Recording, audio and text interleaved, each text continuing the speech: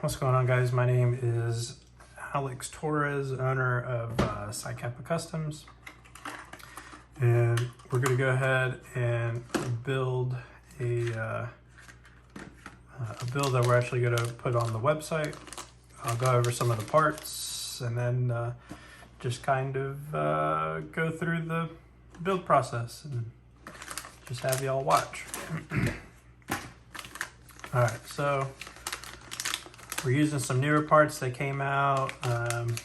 You know, some of the main focal pieces is the new Edge Giga Slide that's released. And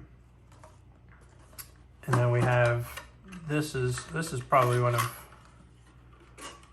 the releases I was probably most excited about. You know, just something different as far as barrels are concerned. This is a hex-sided outer barrel that is already pre-ported, which is really cool. It's threaded, has this really nice finish to it. So I was really happy to see something different as far as barrels. We always change up our slides and all this other stuff, but we got this. And then some of the parts that I'll be trying today is the LCC trigger. It doesn't have which one in particular, but you go to Hicapa's website and he'll have all that stuff there. And then we're kind of just going with the whole theme of the colorway. We have the AIP guide plug. Again, trying some products that I still haven't gotten around to trying yet. The LCC grip screws. These are made out of aluminum, I believe. That's how you get the anodizing on them. We have the guide rod. We have the base plate. And you kind of need to run a base plate if you're going to be running the high heel Magwell, because standard mag will not fit with, the base plate will not fit with this Magwell. We have the full edge nozzle. This is the standard size. I would not suggest going with the short stroke version. I don't like the feel that it leaves your gun shooting like. So I'm gonna go ahead and put all these to the side. I have a very particular way that I like to make these builds. I split them up in halves. So we'll go ahead and do the upper.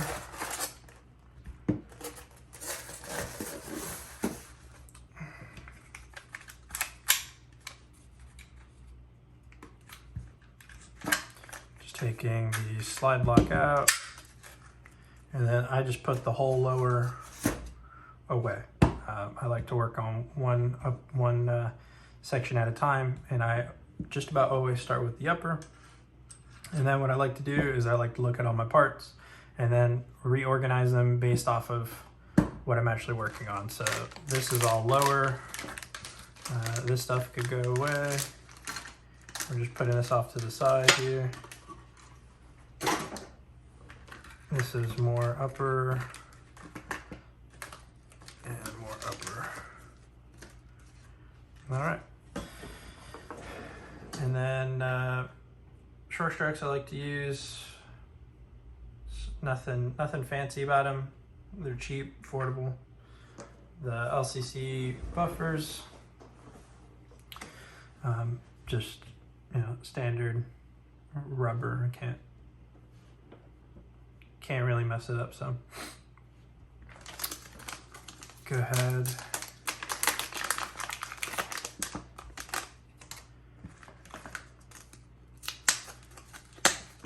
I like to just kind of get as many things out of the way as I can in the fastest amount of time as I can. So I'll just go ahead and put the spring set together, which you can already see is a good bit of the packaging that's here. AIP 120 recoil spring is pretty much what I recommend on just about everything. Can't really go wrong with it. So that's what our spring set right there. It's already put together, so I'm just going to put this off to the side, throw away all the trash. And now can go ahead and start disassembling the upper here.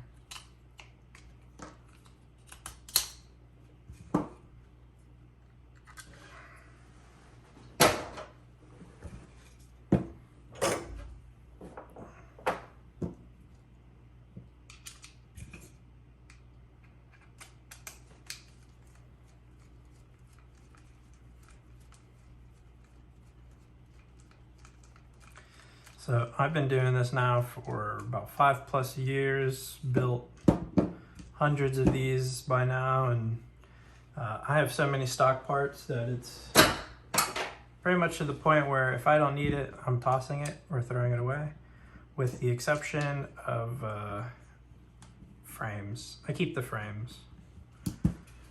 Tokyo Marui frames, they're pretty good. So popping out.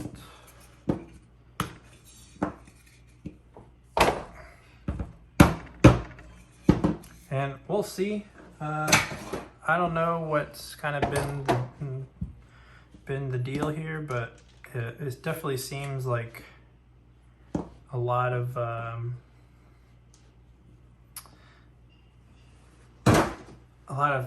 base, like the base sights are not fitting in the slides. And I don't know if that's because of the slides or because of TM. It's most likely the manufacturers of the slides making the fittings a little too big.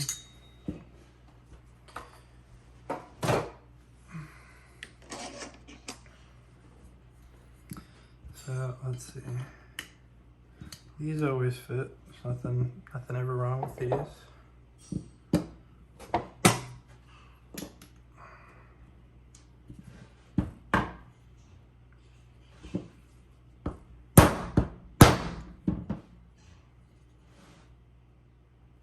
Okay, so that's pretty much in. Again, biggest thing is keeping your workspace clean. I try to keep it as clean as possible. Dirty space, can't really focus. So I think what I'll end up doing, instead of putting the edge nozzle, I'll just go ahead and stick with TM nozzle, and then stick a aftermarket inner barrel and bucking. I've had really good luck with this Unicorn brand, the Unicorn barrel. They're pretty much the, if I'm not mistaken, Unicorn is the OEM manufacturer for TM standard inner barrels. Good, affordable inner barrel. You know, you got inner barrel and bucking and extended length for $30. Whereas, you know, you have some inner barrels nowadays that are going $30, $40, up to $50, which, you know, you talk about a little barrel that big. So, Unicorn, I like to go with them. Alright, so we'll go ahead and do the barrel assembly just so we can knock out these 3 parts. Again, because you know how I like to do things.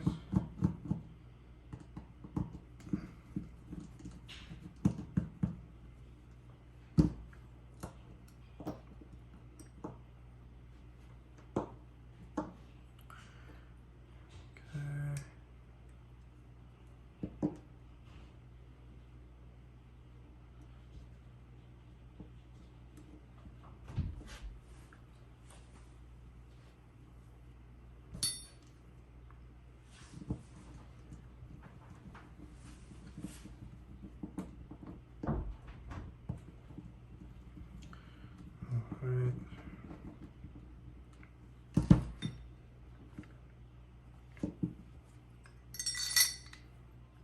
And just like that, we have our barrel assembly put together, our spring assembly is put together. I like to take these screws out of the blowback units. Personally, so far my favorite blowback unit is the Edge version 2. I think it's just version 2. Should be the standard one they have. I like to take them out, put a little Loctite on the actual screw because they have been known to kind of come undone. So if you just do this, you fix the issue with these blowback units. Put it back together.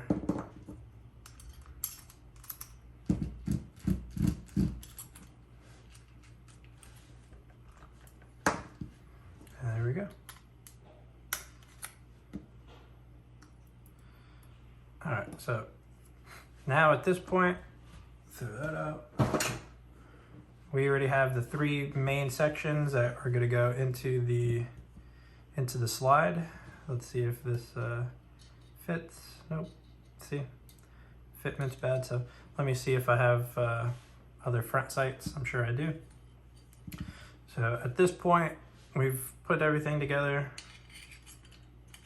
pretty well, and these are pretty good manufactured parts. So we should just have a drop-in experience, which is always nice. All right, so blowback unit's in. Before anything else is in, let's just make sure that our nozzle is retracting, that our blowback unit is sitting flushed, and it is. Go ahead, drop in the barrel. It's already looking super sweet. And now we could drop in our spring set.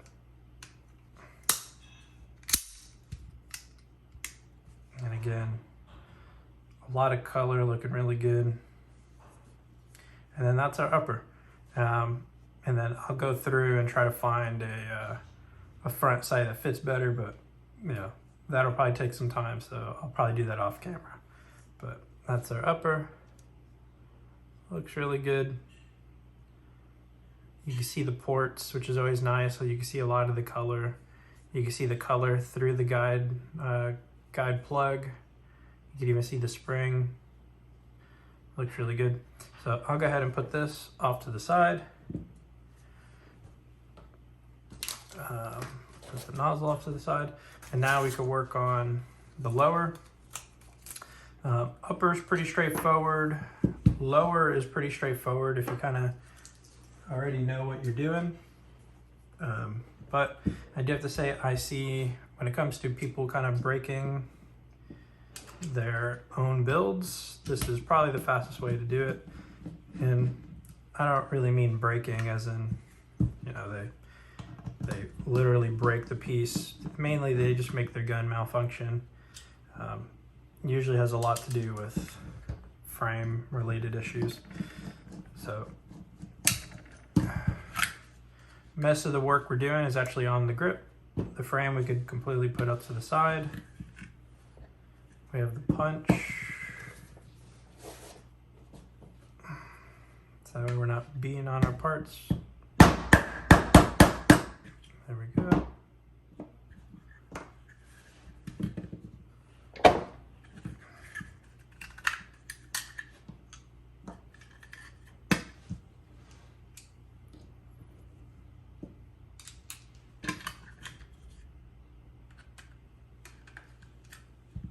And then again, off camera, I'll go ahead and laser stipple the grip.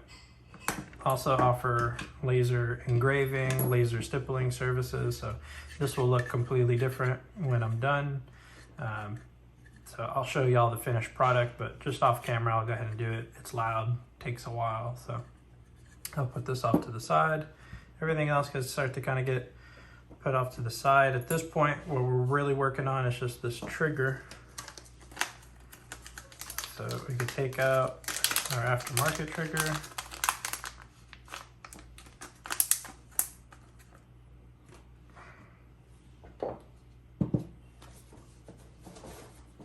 Put this one away. I'll just put that off to the side for now.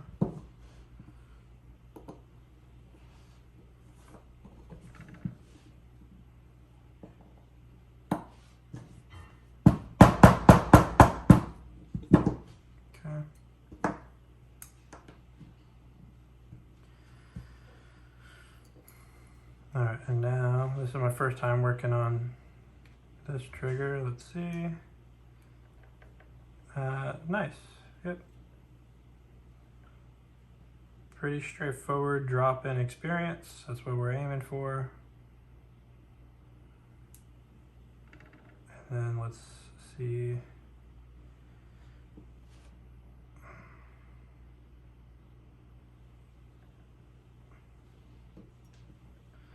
Putting the pin back in. It's on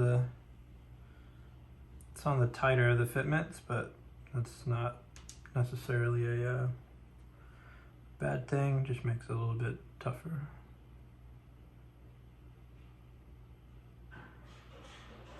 Okay.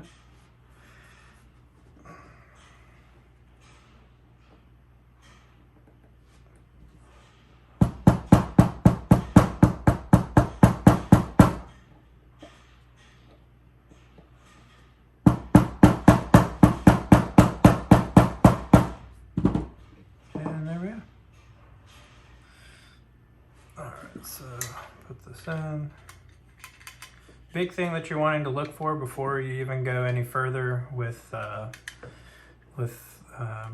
you know, putting your gun back together after installing a trigger is that you should be able to pretty much push against the trigger, and the weight of the trigger itself with no assistance should be able to reset and put it back. So that's pretty much a good sign. We're good to go. Successful trigger install. Just put all the rest of this stuff away. And now we should be good to go ahead and start putting everything back together.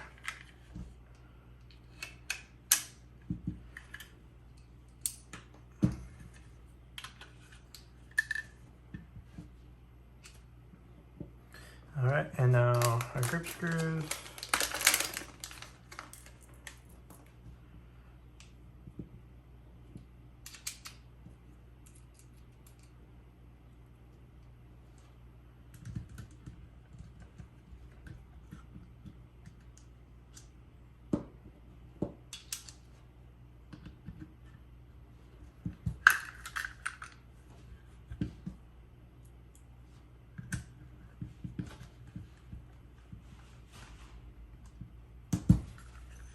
Okay.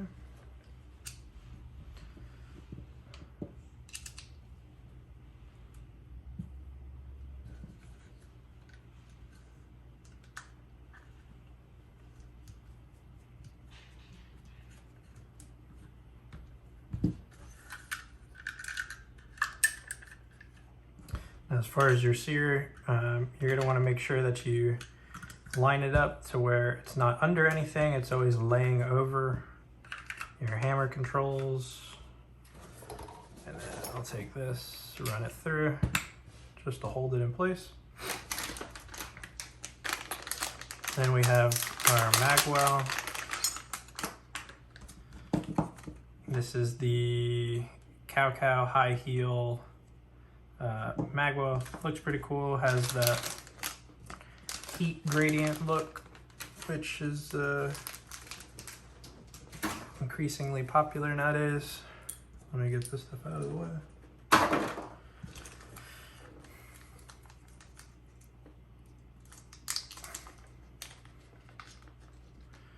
All right, and then, yep, it looks like it comes with one of these rubber pads just to reduce, I guess, the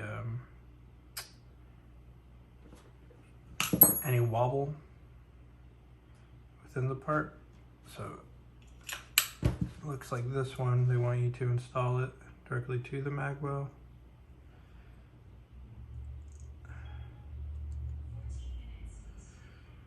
So there we go.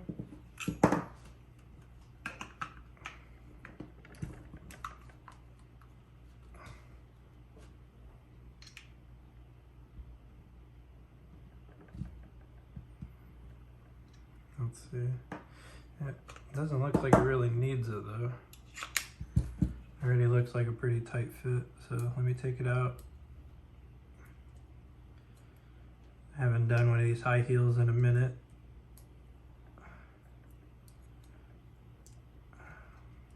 There it goes. I don't think it needs it. Not based off of that fitting. Nope.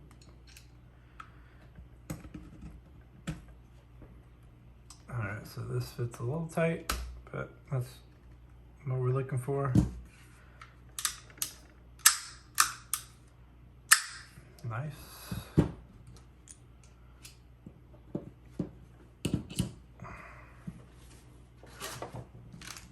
Again, throw away the trash.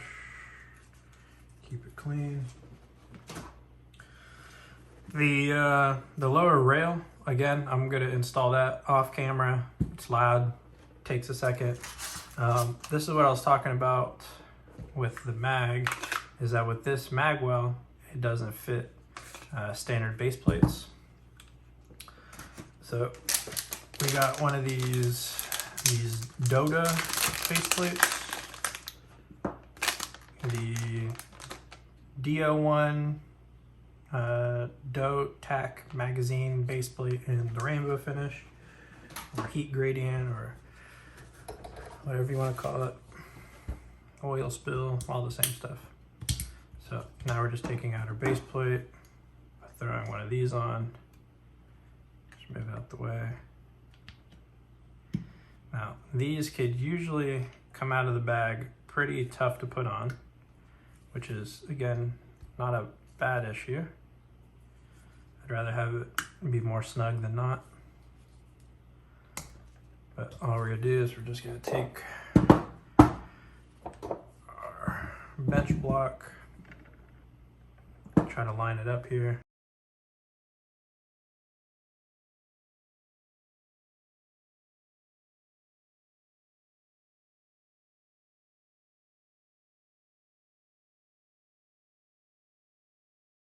And then you just gotta go through the side of it here and just tighten it down.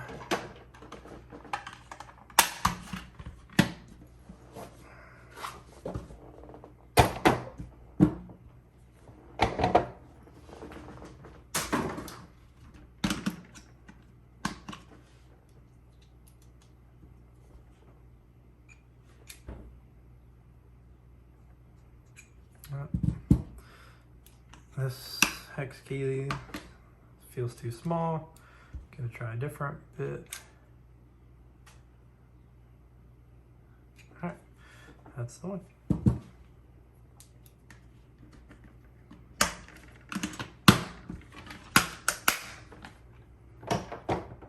And now with this base plate, fits no problem. So now we can go ahead, throw our assembly together.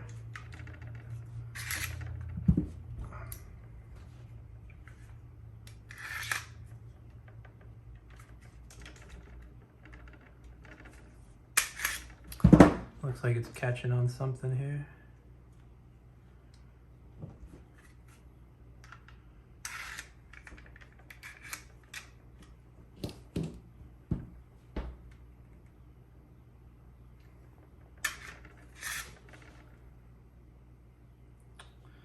What is it catching on?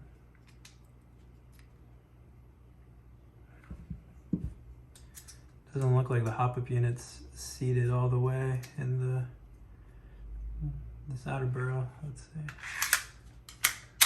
There it goes. Slide lock.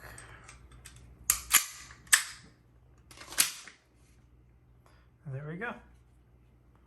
We got our build.